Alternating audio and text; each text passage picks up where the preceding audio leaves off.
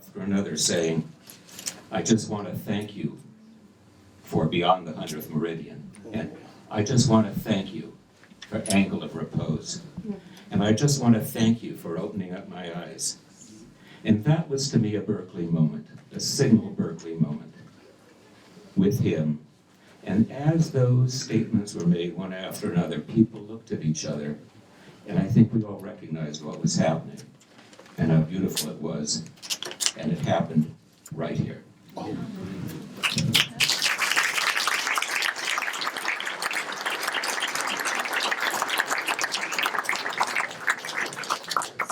My twin sister, Maxine Houston.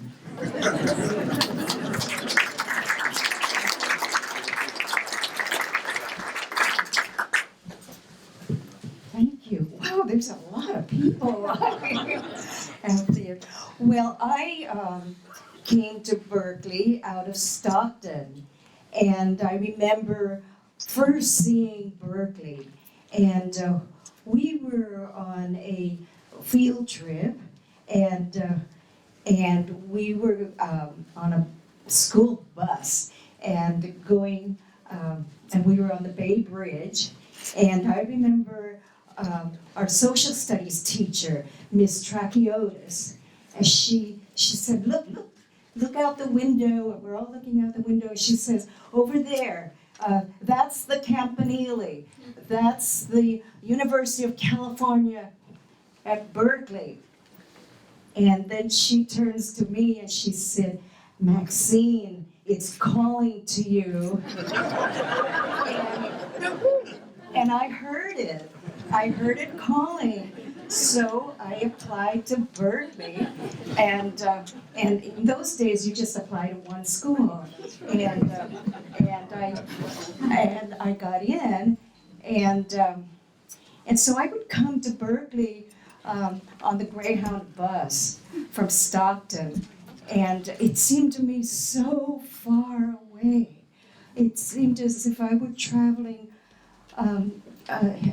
huge distances in time and space, and we go into a forest, and then we go over mountains, and there's no buildings, and then you finally get to the ocean, and there I went to school. And one reason for going by Greyhound bus is that we didn't have a car, and which makes me think that this is a good time to remember, to remind ourselves of the California vision, that there would be free education for everybody from K through college.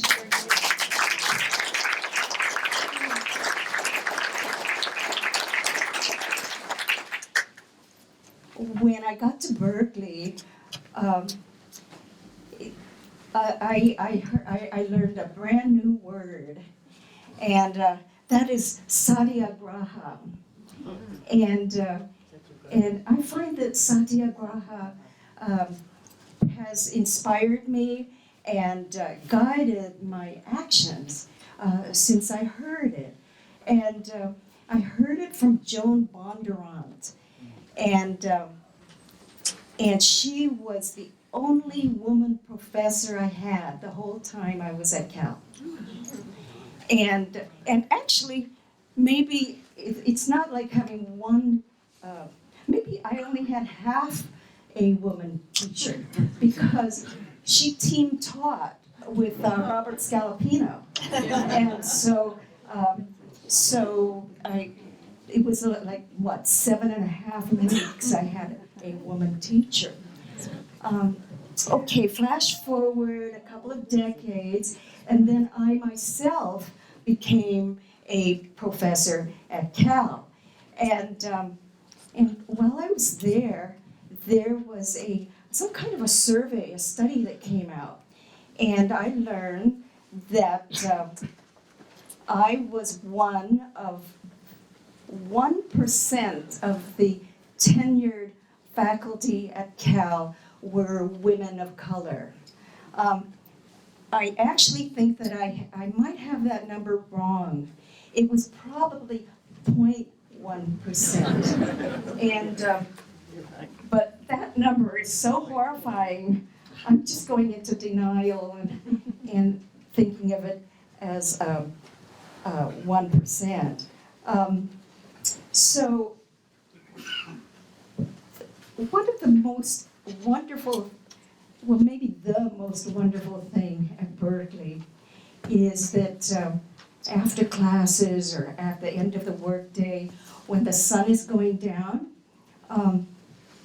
we would sit at the steps of the campanile, and you look out toward the sun setting through the Golden Gate, facing west from California's shores, inquiring, tireless, seeking what is yet unfound.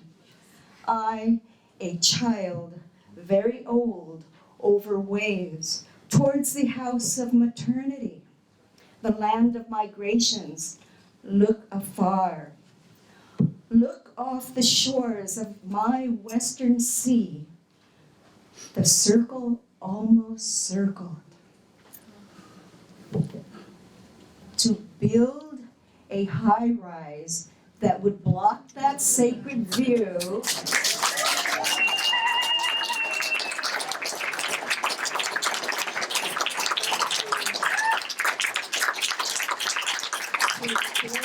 high-rise that would block that sacred view is bad feng shui.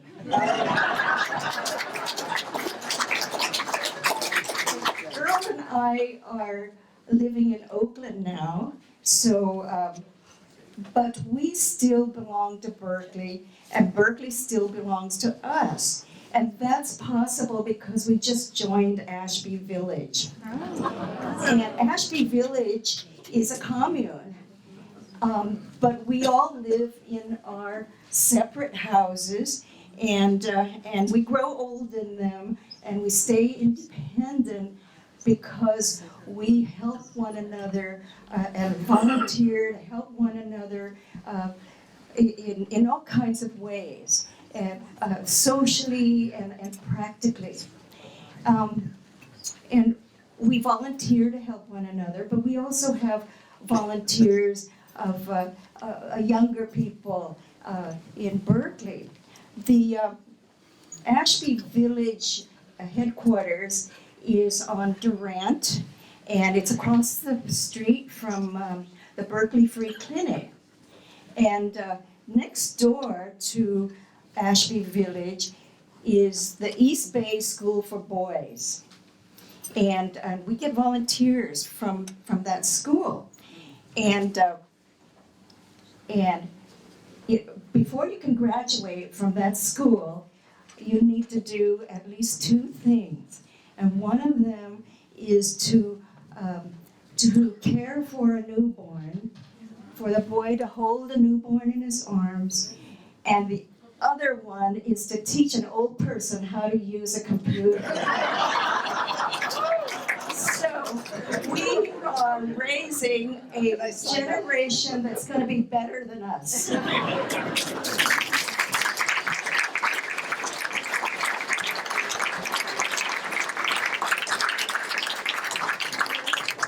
Listen, the program is so full, I've been refraining from making comments, but I can't resist.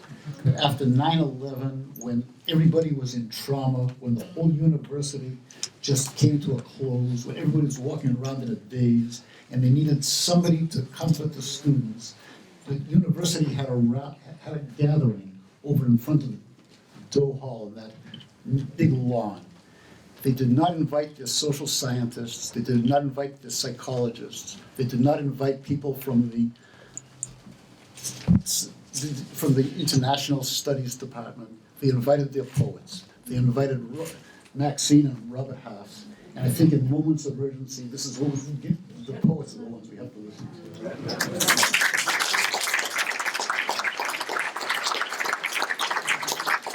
So Linda Mayo is our vice mayor.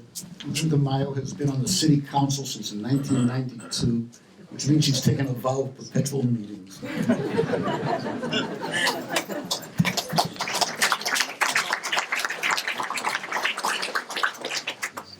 just flew in from Salt Lake City. So people are saying where they're from. Well, I was born and bred in Brooklyn, that's in New York. And I arrived here with my 2 kids, and I wanted to thank you, Berkeley, for helping me raise 2 wonderful people. I couldn't have done it without you.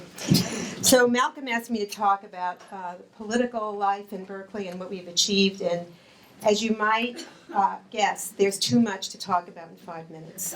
But I started with Chuck Wallenberg's book, Berkeley, A City in History. Chuck, are you here tonight? And he's usually here. It's a wonderful book. And it's actually online. You can just read it online. It's there for everyone. And some of the highlights for me started actually on the campus. Just before the McCarthy era really gelled, the university, in the name of the chancellor and then finally the regents, required a loyalty oath from its faculty. Some of you might remember this. And a couple of faculty members, Tolman and Hildebrand, both organized the faculty against it because it assaulted academic freedom. However, they did not prevail. They were fired. But they took their suit to the Supreme Court. And they were successful. It was upheld. And their jobs were reinstated. But the important thing is that 2 major buildings on the campus are named after them. And I think that was followed by KPFA, the first membership radio station ever. And then, of course, followed by the free speech movement, which had to have been informed by that activity beforehand. Some of us go way back and we remember the Berkeley co-ops. Some of us remember our Berkeley co-op number. And they were very successful. They not only did consumer education, but I think they were on the forefront of the good nutrition movement. They really put out as much information as they could. They had their own economists. It was a wonderful institution. It folded for a variety of reasons, but it gave birth to the Cheese Board Collective, housing cooperatives that we have, that are actually cloning themselves in other cities. So these things start here and go along. In the person of William Byron Rumford, a young pharmacist from South Berkeley, we elected the very first state legislator to Sacramento. And Byron Rumford went on to develop the Housing Act and the Fair Employment Act. And there's a wonderful affordable housing building there at Alcatraz that's named in his honor. And of course, I don't know whether people spoke about this or not because I was late getting in.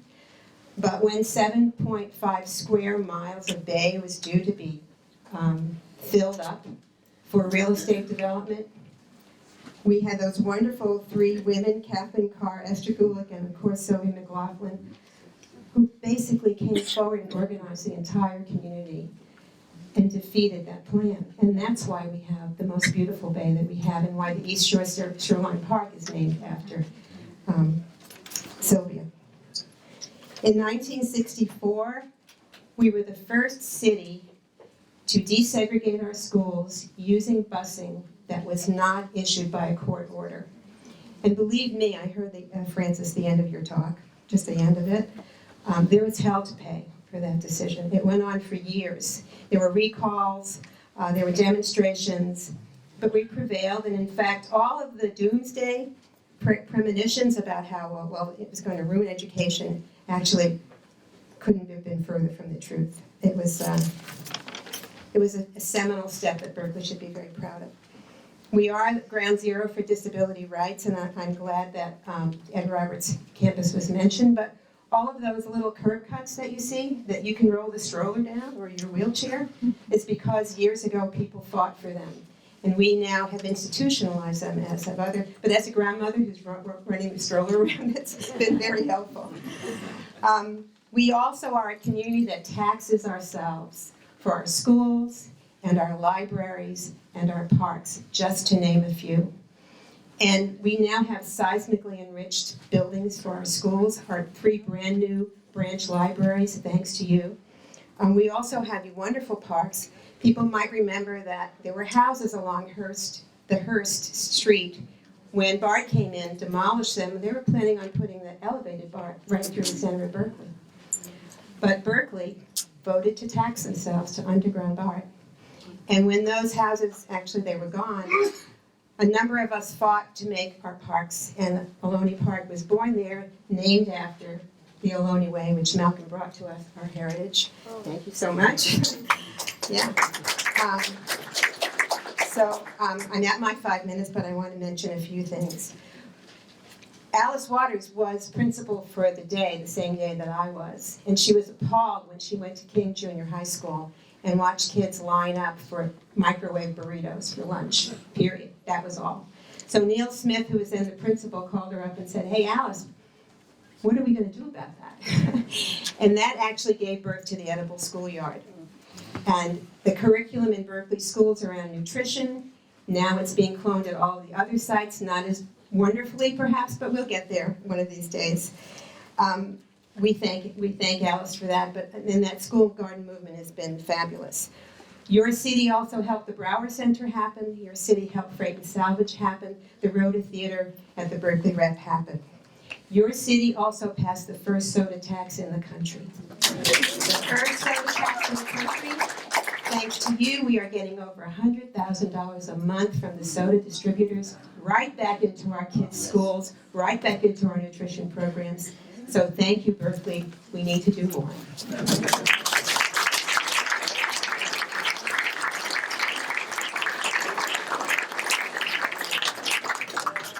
Thank you, Linda.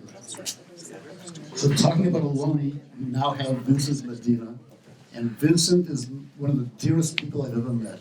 Vincent is a member of the Wetma Ohlone tribe. He traces his roots to Berkeley, and he's doing something that'll just break your heart.